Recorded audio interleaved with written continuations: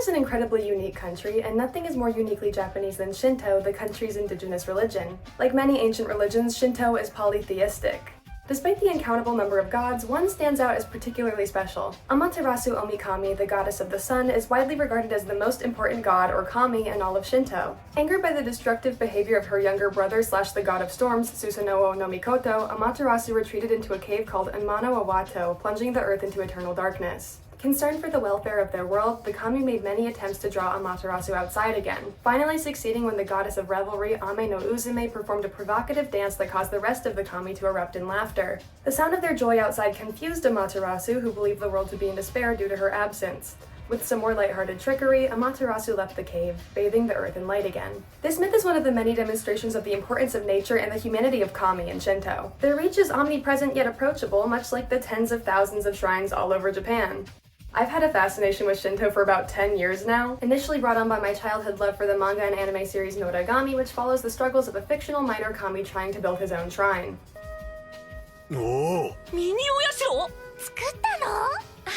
Inspired by this, I attempted to visit literally any and every shrine that I could get to in Japan. If I talked about every single one I went to, this video would be sickeningly long, so I'll be sticking to the ones in the previous literal and now cultural capital.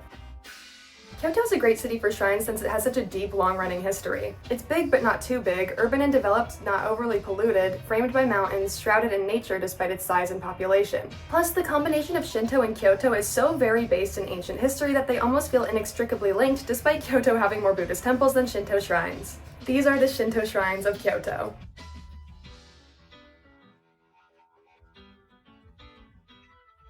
Before I get into my experiences at the shrines, I first want to talk about what shrines actually exist for and their place in Kyoto. Kyoto, being the former capital city of Japan for over 1,000 years, has naturally become urbanized over time, but nowhere near the style or sheer size of urbanization of other big Japanese cities like Tokyo or Osaka. As such, Kyoto feels more rooted in nature and thereby rooted in Shinto thanks in large part to the city's 5 surrounding mountains. There are plenty of miniature shrines or hakora buried within alleys in the city center, but they also exist out in those mountains, hidden by foliage and mostly untouched by humanity.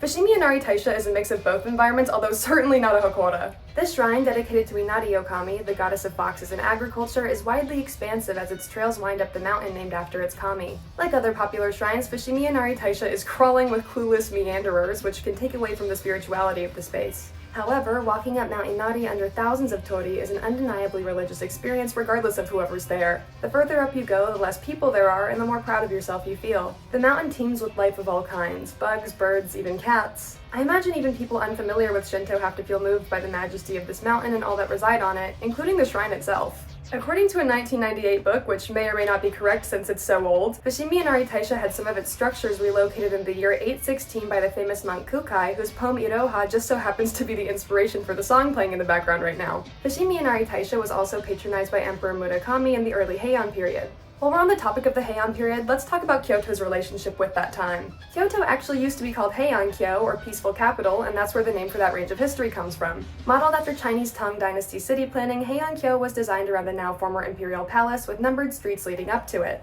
In that time, and until fairly recently, it was widely believed among Japanese people that the imperial family was descended from Amaterasu. We'll come back to this later. Upon reaching the top of Mount Inari, you're able to see a pretty good view of Kyoto from above. We happen to get lucky and receive an extra view on top of that. Sunlight pierced through the clouds, illuminating the city beneath. A glimpse of heaven of Amaterasu.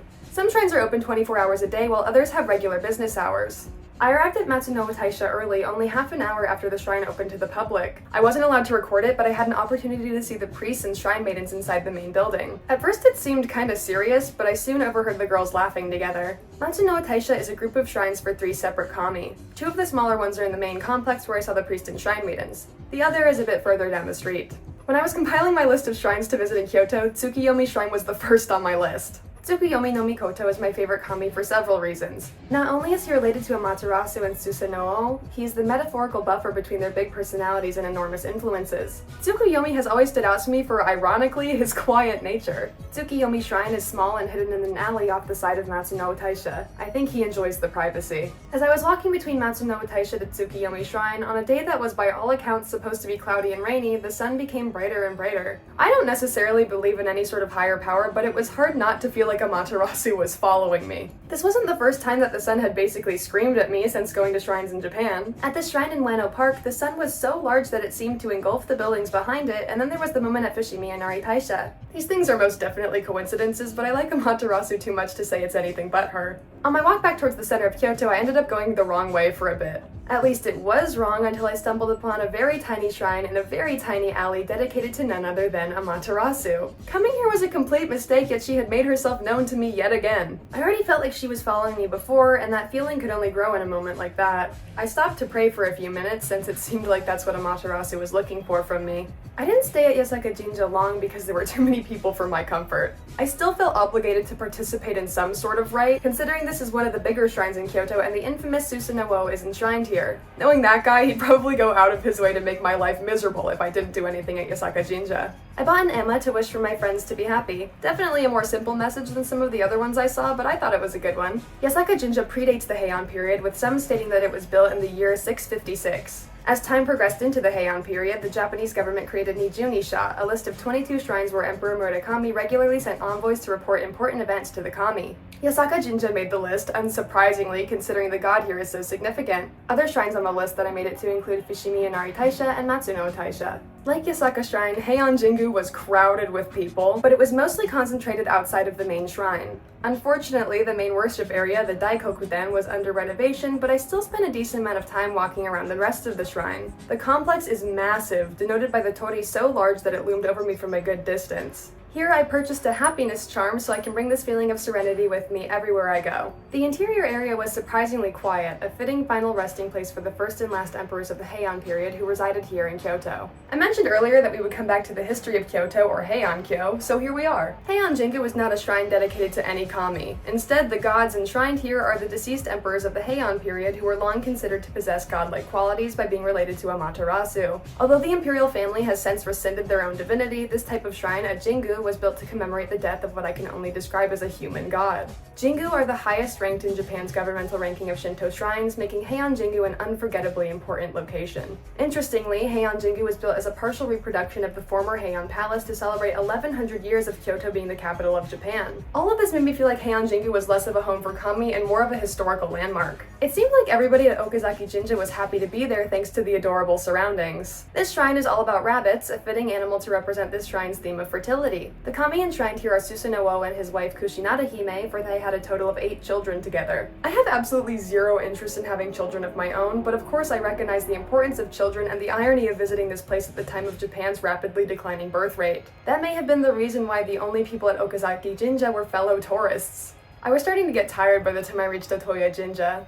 I considered giving up here and letting this be my final Kyoto shrine, but I didn't want to disappoint the kami or myself. Despite being a somewhat small shrine that's kind of out of the way, there were plenty of tourists there. More than that, though, were statues of animals. There were lots of snakes since 2025 is the year of the snake in the Chinese zodiac, but a couple other animals made appearances too.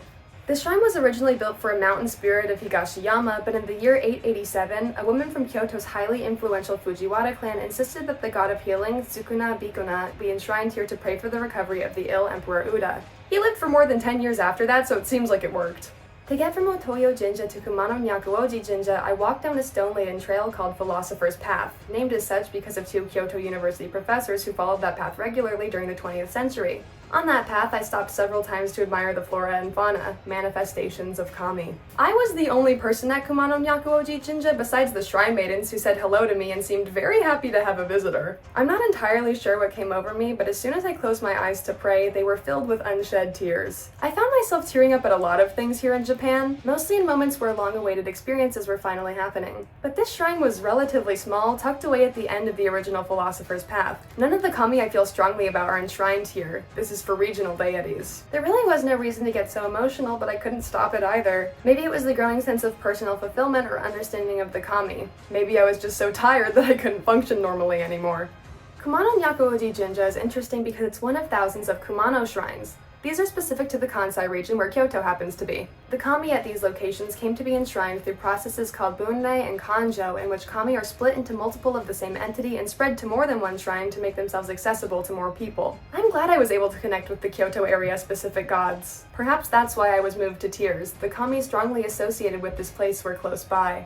This shrine is so remote that Google Maps refused to romanize its name for me, so let's hope I did it right. Upon consulting this random Japanese blog, it seems like this shrine is called White Snake Dragon Benzaiten, with the last word being the name of the kami enshrined here, the goddess of arts. It sits in a clearing leading up Higashiyama with a little waterfall behind it. The back of the shrine was falling apart and I couldn't even find the path to walk close to it, but that only made me like it more. This unassuming structure has sat alone in the forest for what I can only assume is hundreds of years, slowly letting nature reclaim it, yet standing out with its bright vermilion nonetheless. I can't really think of anything more Shinto than that. It's also very Kyoto. Really old, guarded by mountains, and enduring. As the sun was beginning its descent, I made my way to Mikane Jinja more out of curiosity than anything. I've heard of red torii and the less iconic stone ones, but never gold. Mikane Jinja is all about financial success, made clear by the ema bearing the kanji for gold. These ema were unlike the ones at other shrines. No one was wishing for the happiness, health, or longevity of themselves or their loved ones. Instead, everyone was begging the kami for money. I found the practicality of people's wishes here amusing. According to Mikane Jinja's official website, the street that the shrine is on is home to tea kettle crafters who've been working in the area since the Heian period. Another nearby street used to be where famous shogun Tokugawa Ieyasu established silver and gold mints. This background is clearly reflected in the shrine with its theme of financial success and stunning gold torii. I chose to make this video about shrines specifically in Kyoto for a couple of reasons. I've already talked at length about the city's history and natural beauty, but beyond that, there's just a calmer atmosphere in Kyoto compared to other big cities I've been in. The streets are quiet and clean. There's more pedestrian infrastructure than I've ever seen, and the people are kind and patient. To get to all these shrines, I had to go from one end of the city all the way to the opposite. From the city center to the outer mountains, Kyoto is rich with Heian-era history and the shrines built in that time. I think Kyoto really exemplifies Shinto. It doesn't disturb nature too much, and there is interpersonal harmony. It's the perfect place to engage in this type of spirituality. At Kinkakuji, which is not a Shinto shrine but is still relevant to the story, I received an omikuji that said, among other things, "Absent person, they will come, you will receive a message, and trust the kami, you will recover soon." At the end of the day, this is just a slip of paper that came into my possession by chance, yet those words stuck in my mind at every shrine that I visited in Kyoto. Life can be difficult, especially now when I'm still young enough not to know my place in the world, but old enough to know I need to find it soon. Admittedly, my mental health and own internal acceptance had been at their worst before coming here. I'm often too nervous and too judgmental of myself to ever feel completely at peace or even just somewhat normal. I lock myself in my room, in my house, in my mind, because it's easier than facing the world. Obviously, that's no way to live. I never would have said this before, but we truly are so lucky to exist on this earth, which provides us with so many wonderful things to covet. Through the lens of Shinto and in visiting these shrines across Kyoto, I've developed a deeper connection not only with the earth, but with myself. Everything from the biggest mountain to the smallest blade of grass is alive with benevolence if you allow yourself to see it. Like Amaterasu, I've exited my proverbial cave, beckoned by kami who laugh and dance joyfully, and there's light in my world once more. Shinto shrines exist for humans to go and purify themselves before the kami. Writing the script for this video, I started crying 2 separate times, inundated with the weight of my emotional memories of the shrines. It's not like I want to cry about it so much, it just keeps happening. I almost feel like that's part of the purification from the shrines. My tears are my horrible thoughts and feelings leaving me at last. Kyoto itself, with its hushed streets and abounding nature, feels purified. Trusting the kami comes easily when I've revered them for so long. It's even easier now that I feel like I've encountered them. If my omikuji said the kami are looking out for me, I was able to feel it at every single shrine in Kyoto. As for that absent person, I got the message. I found her.